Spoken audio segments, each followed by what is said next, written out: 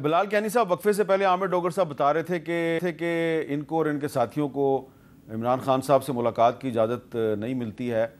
तो जिस तरह कि आपने भी थोड़ी देर पहले जिक्र किया, जब नवाज़ शरीफ, मरियम नवाज़ शरीफ साहबा, शहबाज शरीफ साहब, बहुत से जो मुस्लिम लीग नून के रहनुमा हैं वो जेलों में बंद थे, तो उन पर भी कभी कभी पाबंदी लग जाती थी, उनको भी मुलाकात की इजाज़त नहीं मिलती थी। लेकिन क्या ये ज़रूरी है कि जो कुछ तहरीक इंसाफ के दौर में होता रहा वही कुछ मुस्लिम लीग नून के दौर में भी हो?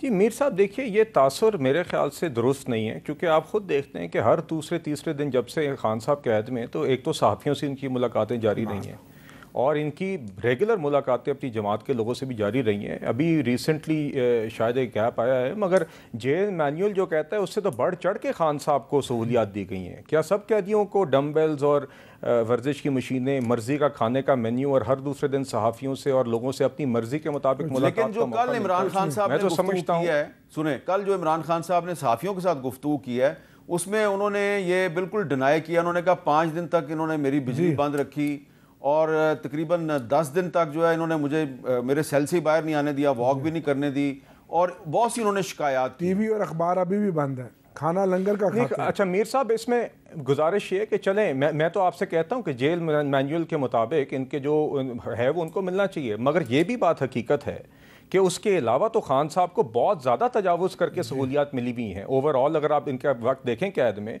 क्या वर्जिश की इक्विपमेंट हो, मर्जी के खाने हो, लोगों से मुलाकातें हो, ये तो नहीं हो सकता कि क्योंकि खान साहब ने आज मीटिंग बुला ली है तो आज फिर उनसे सबसे मुलाकात होनी ज़रूरी है। जेल मैनुअल में जितना वक्त उनको मुलाकात का किसी के साथ किसी भी और कैदी को मिलता है वो उनको बिल्कुल हक मिलना चाहिए। नहीं मिला, मगर ये अडियाला का जेल है, ये बनी गाला का मीटिंग रूम नहीं है जी। 3 घंटे खड़े रहे, 3 घंटे के बाद उन्होंने जवाब दे दिया।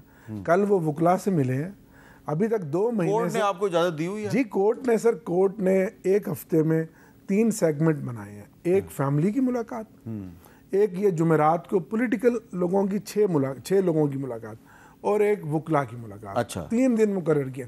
2 महीने से हमारी ये जो जुमेरात वाली मुलाकात है ये बंद है। कल खान साहब ने ये 6 नाम दे के खुद हमको बुलाया था और हम पॉलिटिकल लोग हैं, खान की पार्टी के हम जिम्मेदार हैं। हमने खान के साथ, अपने लीडर के साथ सियासी मुशावरत ही करनी थी ना। ये कभी सुना आपने? यानी कि इससे ज़्यादा नीच हरकत, ये इससे ज़्यादा बुखलाहट, खौफ होगा कि जो बंदा मिलने जा रहा है उस पर यह पाबंदी लगा दें कि आपने सियासी बात नहीं करनी। अच्छा, ये सुना आपने? नहीं, लेकिन ये कोर्ट ने जो इजाज़त दी है जी पोलिटिकल। अच्छा। 6 लोगों की 6 जुमेरात को 6 लोग जाएंगे जिनका लिस्ट खान साहब के पास जाएगी फोकल पर्सन के ज़रिए, और फिर वो 6 लोग खान साहब को मिलेंगे। ज़ाहिर वो सियासी लोग ही होंगे ना। और जो फोकल पर्सन है इंतज़ार पंजोता साहब, 23 दिन हो गए वो गायब है। वो गायब हैं। अदालत में पेशी लगती है, अदालत बस ऊपर नीचे करके, प्रोसिक्यूशन आती है, IG साहब आते हैं, बहाना बुना बना के फिर अगली पेशी दे देते हैं। मुझे अब तो जुल्म की इंतहा है। एक वकील, एक एडवोकेट का, हाई कोर्ट का वकील। अच्छा, मेरे पास वक्त ख़त्म हो रहा है। मैंने आखिर में एक जो अहम मामला है उस पर भी थोड़ी सी बात करनी है कि पिछले 1-2 दिन में हमने गुफ्तगू की कि इस्लामाबाद की खातून वकील हैं ईमान मज़ारी साहबा, उनको उनके हस्बैंड हादी अली चट्टा साहब जो वो भी वकील हैं, इन दोनों को गिरफ़्तार किया गया। दहशत गर्दी की दफ़ात इन पर लगाई गई और जो इस्लामाबाद हाई कोर्ट है उसने इनकी जो जिस्मानी रिमांड दिया गया था इंसदाद दहशत गर्दी की अदालत की तरफ से, उसको सस्पेंड कर दिया। और जब इन पर दहशत गर्दी का मुकदमा बना तो मुस्लिम लीग नून के एक MNA जो प्राइम मिनिस्टर के एडवाइज़र भी हैं, जनाब बैरिस्टर अकील मलिक साहब, उन्होंने इसकी मजम्मत भी की थी। उन्होंने क्या कहा था, ज़रा सुनें।